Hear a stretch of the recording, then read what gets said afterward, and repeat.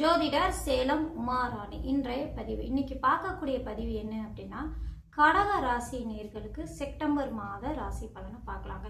இந்த செப்டம்பர் மாதம் கோச்சார நிலைகள் எப்படி இருக்கு, உங்களுடைய ராசிக்கு கிரக நிலைகள்லாம் எப்படி இருக்கு, இந்த மாத கிரக பயிற்சி எல்லாம் மாத கிரகங்கள் பயிற்சி இருக்குங்க, அதெல்லாம் பார்த்துட்டு கடக ராசிக்கு என்ன மாதிரி பலன்கள் கொடுக்கக்கூடிய அமைப்புல கிரக அமைப்பெல்லாம் இருக்கு அப்படின்னு பார்க்கலாங்க. இப்போ கடக ராசி நேயர்களுக்கு பாருங்க, உங்களுடைய ராசியிலேயே குரு பகவான் உச்சம் பெற்று அமர்ந்திருக்கார். இப்போ கோச்சார கிரக நிலைகளை நான் சொல்லிட்டு வரேன், சரிங்களா? உங்களுடைய ராசிக்கு 2ஆம் இடத்தில் கேது, சூரியன், புதன், 3ஆம் இடத்தில் சுக்கிர பகவான், 8ஆம் இடத்தில் ராகு, 9ஆம் இடத்தில் சனி, 12ஆம் இடத்தில் செவ்வாய். இதுவே கிரக அமைப்பாகுங்க. இந்த மாதம் பாருங்க, கிரகங்கள் பயிற்சி அப்படின்னு எடுத்துக்கிட்டாங்கன்னா, இந்த மாதம் ஆரம்பத்திலே 2/9/2026 செப்டம்பர் 2ஆம் தேதி அன்னைக்கு சுக்கிர பகவான் உங்களுடைய ராசிக்கு 3ஆம் இடத்தில் இருக்கக்கூடிய சுக்கிர பகவான், நீச்ச நிலையில இருக்கக்கூடிய சுக்கிர பகவான் உங்களுடைய ராசிக்கு 4ஆம் இடத்தில் பலம் பெறக்கூடிய அமைப்பாகுங்க. அதாவது சுக்கிர பகவான் இந்த மாதம் 2ஆம் தேதியை துலா ராசிக்கு பயிற்சி அடைகிறாரு. 7ஆம் தேதி செப்டம்பர் 7ஆம் தேதி புதன் பகவான் சிம்ம ராசியில இருந்து கன்னியா ராசிக்கு உங்களுடைய ராசிக்கு 3ஆம் இடத்துக்கு பயிற்சி அடைகிறாரு. சூரியன் அப்படின்னு எடுத்துக்கிட்டாங்கன்னா, உங்களுடைய ராசிக்கு 2ஆம் இடத்தில் இருக்கக்கூடிய சூரிய பகவான் செப்டம்பர் 17ஆம் தேதி தன் வீட்டில இருந்து கன்னியா ராசி, அதாவது உங்களுடைய ராசிக்கு 3ஆம் இடத்துக்கு பயிற்சி அடையக்கூடிய அமைப்பாகுங்க. செவ்வாய் பகவான் அப்படின்னு எடுத்துட்டா 18/9/2026 அதாவது செப்டம்பர் மாதம் 18ஆம் தேதி செவ்வாய் பகவான் உங்களுடைய ராசிக்கு பயிற்சி ஆகக்கூடிய அப்போ அதாவது என்ன அப்படின்னா, உங்களுடைய ராசிக்கு 12ஆம் இடத்துல செவ்வாய் பகவான் இப்போ இருக்கிறாரு. இந்த செப்டம்பர் மாதம் 18ஆம் தேதி உங்களுடைய ராசியிலே அமரக்கூடிய அமைப்பு. அந்த செவ்வாய் பகவானுக்கு நீச்ச ஸ்தானமாக இருந்தாலும் சரிங்க, அந்த செவ்வாயோட குரு அந்த இடத்துல இருக்கக்கூடிய உச்ச குரு இருக்கிறதுனால அது நீச்சபங்க ராஜ யோகத்துல செவ்வாய் இருக்கக்கூடிய அமைப்பாகுங்க, சரிங்களா? அடுத்தது அப்படின்னு எடுத்துக்கிட்டாங்கன்னா, புதன் பகவான் இந்த செப்டம்பர் மாதம் 26ஆம் தேதி கன்னியா ராசியிலிருந்து துலா ராசிக்கு பயிற்சி அடைகிறார். இதுதாங்க இந்த மாத கிரக அமைப்பாகும். இப்போ இந்த கிரக அமைப்பு உங்களுக்கு என்ன மாதிரி பலாபலம் கொடுக்கும் அப்படின்னு விரிவாக பார்க்கலாங்க. இந்த மாத துவக்கத்தில் பாருங்க, சந்திர பகவான் மேச ராசியிலிருந்து தன்னுடைய பயணத்தை துவங்கக்கூடிய அமைப்புல கிரக அமைப்பெல்லாம் இருக்கு. இதுதாங்க கோச்சார நிலை. இந்த கிரக அமைப்பு என்ன மாதிரி பலன் கொடுக்கும் அப்படின்னு எடுத்துட்டா, உங்களுடைய ராசியிலே குரு பகவான் பலம் பெற்று இருக்கிறாரு. பலம் பெற்று இருக்கக்கூடிய அமைப்பு மிகவும் வலு சேர்க்கக்கூடிய அமைப்பு. ஜல்ம குருவாக இருந்தாலும் அவர் பாருங்க, உங்களுடைய ராசியில உச்சம் பெறக்கூடிய கிரகம். அவர் உங்களுடைய ராசிக்கு 9ஆம் அதிபதி, பாக்யாதிபதி, ஒரு திருகோணாதிபதி மறு திருகோணம் ஏறி பலம் பெற்று இருக்கக்கூடிய அமைப்பு. அங்க சனியை பலமாக தன்னுடைய வீட்டில் இருக்கக்கூடிய சனியை பலமாக தன் வீட்டுக்கே பார்க்கக்கூடிய அமைப்பு. இது எல்லாமே சிறப்பாக இருக்கக்கூடிய அமைப்பு தாங்க. இப்போ செவ்வாய் பகவானும் உங்களுடைய ராசியிலே அமரக்கூடிய அமைப்பு. செவ்வாய் பகவான் யாரு அப்படின்னு எடுத்துட்டா, உங்களுடைய ராசிக்கு 5/9ஆம் அதிபதி, ராஜ யோகாதிபதியே செவ்வாய் பகவான் ஆவார். அவர் பாக்யாதிபதியோட சேரக்கூடிய அமைப்பு. ஒரு பஞ்சமாதிபதி 9ஆம் அதிபதியும் இணைந்து உங்களுடைய ராசியிலே அமர்ந்து இருக்கக்கூடிய அமைப்பு. இது எல்லாமே இந்த மாதம் சிறப்பாக இருக்கக்கூடிய அமைப்புங்க. உங்களுடைய பஞ்சமாதிபதிக்கு நீச்சபங்க ராஜ யோகம் குருவோட இணையக்கூடிய அமைப்பு அப்படிங்கிறதுனால, குருமங்கள யோகத்துல இருக்கக்கூடிய அமைப்பு அப்படிங்கிறதுனால சிறப்பான பலனையே தருவாருங்க. இந்த மாதம் உங்களுக்கு இருக்கக்கூடிய அமைப்பு என்ன மாதிரி பலன் கொடுக்கும் அப்படின்னு எடுத்துட்டா, அந்த குரு பகவான் யாருங்க, உங்களுடைய ராசிக்கு 9ஆம் அதிபதி, அதுவே 6ஆம் அதிபதியும் ஆவாரு. அடுத்தது செவ்வாய் பகவான் உங்களுடைய ராசிக்கு 5, 10ஆம் அதிபதி அப்படிங்கிற ஒரு அமைப்புல பஞ்சமாதிபதி, ஒரு கேந்திர அதிபதி, ராஜ யோகாதிபதி பலம் பெறக்கூடிய அமைப்பு அப்படிங்கிறதுனால உங்களுக்கு என்ன மாதிரி பலன்கள் கொடுக்கும் அப்படின்னு எடுத்துக்கிட்டாங்கன்னா, பிள்ளைகள் வழியில நல்லதெல்லாம் அதிகமா நடக்கக்கூடிய அமைப்பு.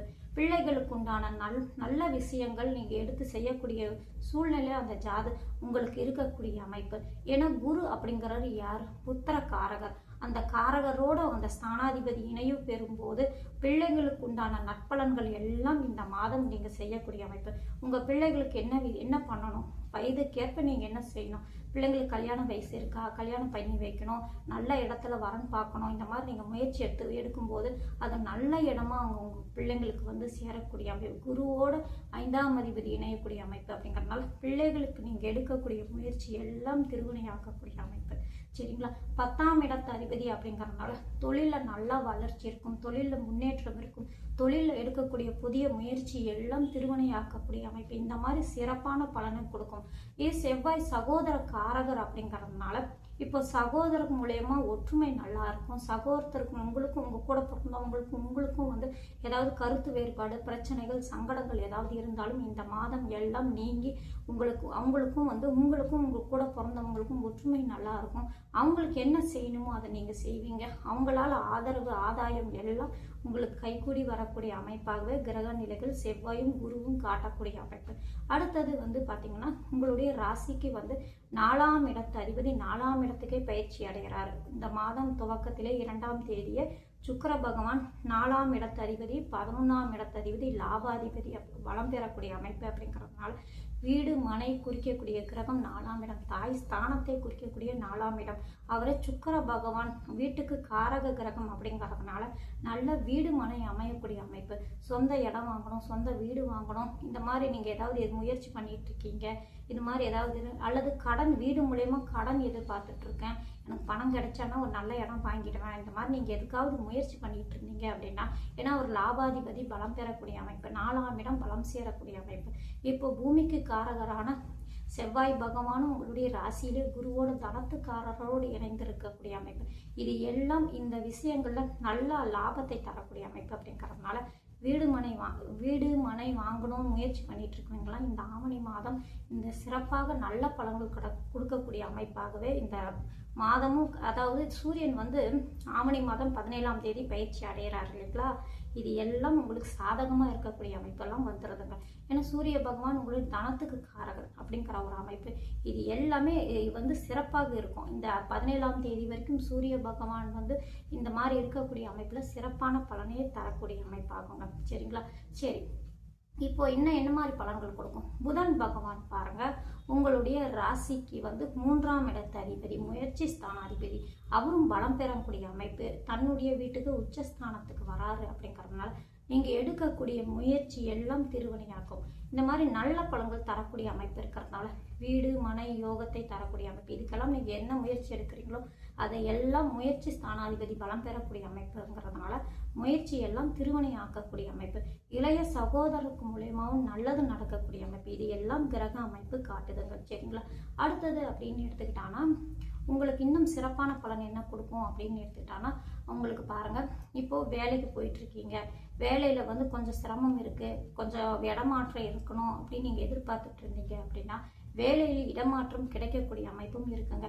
ஏன்னா 6ஆம் இடத்து அதிபதியான குரு பகவான் உங்களுடைய ராசியிலே அமர்ந்து இருக்கக்கூடிய அமைப்பு, செவ்வாயோட இணையக்கூடிய அமைப்பு, 10ஆம் அதிபதியான செவ்வாயோட இணையக்கூடிய அமைப்பு அப்படிங்கிறதுனால வேலையில இடமாற்றம், வேலையில பதவி உயர்வு கிடைக்கக்கூடிய அமைப்பு, இது மாதிரியெல்லாம் சிறப்பான பலன்கள் கொடுக்கக்கூடிய அமைப்பெல்லாம் இந்த கிரக அமைப்பு காட்டுதுங்க.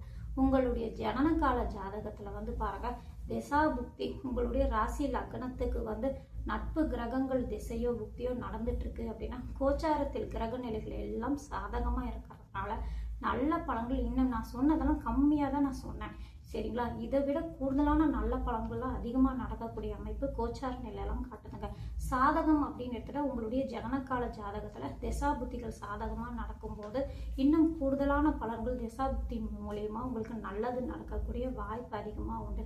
படிக்கக்கூடிய பிள்ளைகள், கடகராசியில் படிக்கக்கூடிய பிள்ளைகளுக்கும் இந்த மாதம் நல்ல பலன்கள் நடக்கக்கூடிய அமைப்பு. ஏன்னா புதன் அப்படின்னு எடுத்துக்கிட்டாங்கன்னா படிப்புக்கு காரகர் அப்படிங்கிறதுனால அந்த புதன் பலம் பெறக்கூடிய அமைப்பு அப்படிங்கிறதுனால சிறப்பான பலனையே தருவாரு படிக்கக்கூடிய பிள்ளைகளுக்கும். சரிங்களா? இப்போ கடகராசிக்கு பொறுத்த வரைக்கும் பாருங்க, இந்த செப்டம்பர் மாதம் நல்ல அமைப்பிலே கிரக அமைப்பெல்லாம் காட்டுறதுனால உங்களுக்கு சாதகமான மாதமாகவே இருக்குங்க. நன்றி, வணக்கம்.